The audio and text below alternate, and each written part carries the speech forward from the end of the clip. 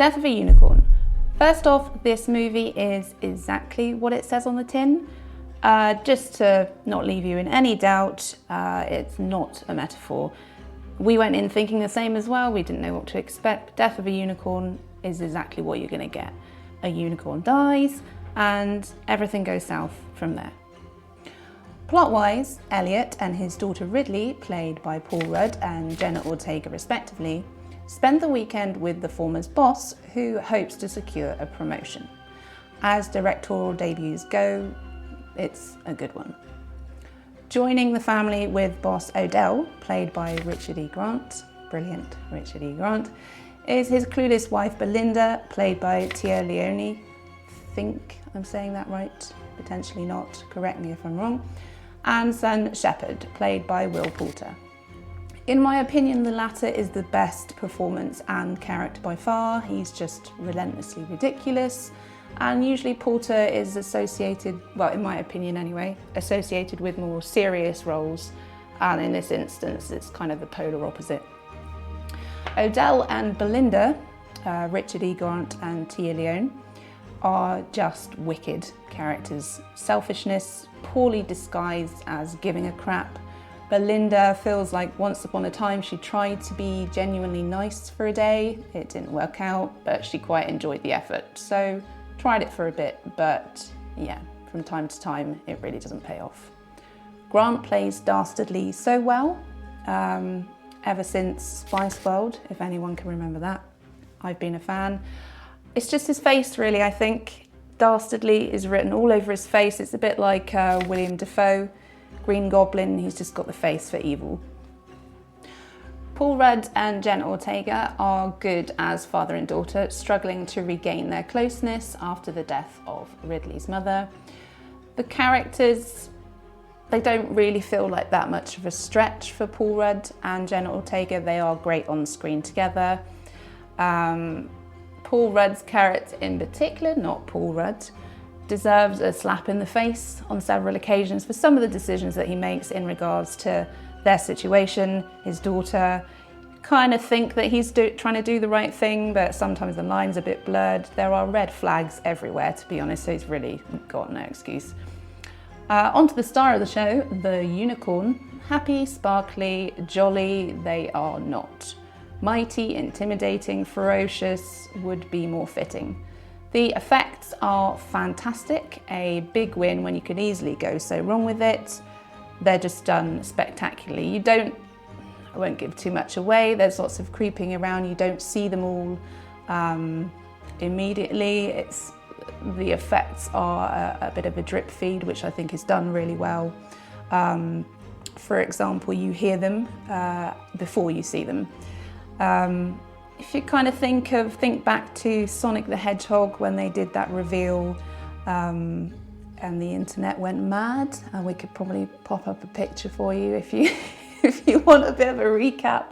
It's nothing like that. It could so easily go wrong. It could go like that. It doesn't. The unicorns are great. Really, really cool and not pink and fluffy. There are some very prominent film references throughout the movie. Someone is a huge Jurassic Park and Alien fan. I mean, we spotted it like fairly early on, but you may as well just create yourself a little, either a drinking game or a bingo card of all the moments, like the silhouettes, some of the noises as well, the sound effects actually sound the same. Like you've got the Jenna Ortega's character is called Ridley. That's the poster as well. Some of the shots from the trailer, they just leap out at you as alien references, and that's so cool actually. I think that increased my enjoyment of the movie, spotting all of the references. There's just so much love for other movies put into this one first movie from this bloke. So I'm trying to remember, Alex Schaffman is the director. So it's going to be really cool to see some more of his movies and see if he sort of keeps up that trend or if it was just something he did for his debut movie. Who knows, but it's really cool. I like sort of checking off all the references and spotting them all.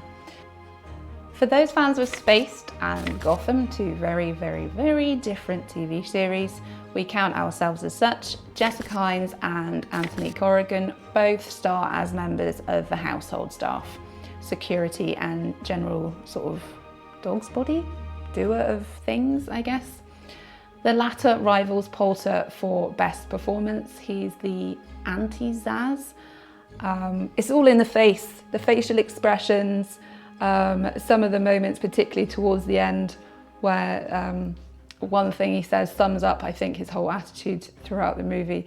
He's just absolutely fantastic, and just the polar opposite of how he was in Gotham as a character. He's clearly got a lot of range. One moment in particular just screams, where he's like going, "What the hell is going on here?" is written all over his face. I'm not explaining it very well because I'm just trying to revisit the moment in my head, but you should watch the movie just for him alone, to be honest. Him and Will Poulter, because they are great together. And I really like also that he's not a prominent member of the household. He's sort of considered just the butler, just the servant or whatever. But he does actually stand out for his performance. Anyway, bit of a tangent, I could go on about that. But the Unicorn Tapestries, or The Hunt of the Unicorn, feature fairly prominently throughout the story. They are a reference for Ridley, Jenna Ortega's character. They're a nice touch on some 15th century creative history. After we finished watching the movie, we had a look at them, did a little Google. So if you're interested in that kind of thing, it's a really cool nod, so have a look at those. Ultimately, if you love horror, love a laugh, love some great effects, great characters, definitely give this a go. If you love unicorns, prepare to have all of your dreams of a pet unicorn completely crushed, because you'll never want to go there again. You're welcome. As always, have fun storming the castle. Thanks very much for listening. If you'd like to contact us or check out what we've been up to, you can find us on Twitter, Instagram, and Facebook. If you enjoyed the video today, please do like it, subscribe to the channel, and ding the bell to receive notifications about new videos. See you in the next one.